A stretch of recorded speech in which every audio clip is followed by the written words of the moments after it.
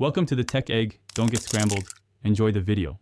You start by cutting power and proving it's off.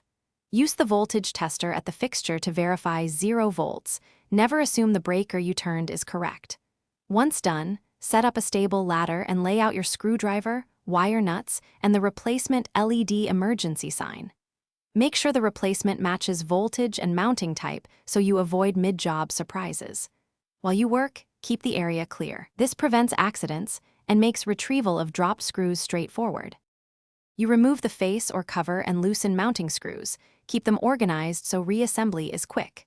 Next, identify and label each conductor or take a clear photo so you know which wire goes where on the new unit. Then disconnect the wiring, capping raw ends if needed, and take the old sign down. Inspect the junction box and wiring for frays, rust, or melted insulation. If anything looks compromised, stop and call a qualified electrician to avoid unsafe reinstallation. You mount the replacement sign, making sure the arrow points in the required direction and screws are snug but not over-torqued. Then connect matching wires, hot to hot, neutral to neutral, and ground to ground, using properly sized wire nuts. Make visual and tug checks to confirm secure connections. After replacing the cover and labeling the circuit, restore power and test both AC illumination and the battery backup by simulating a power loss. If the sign fails to light, check the battery connection first.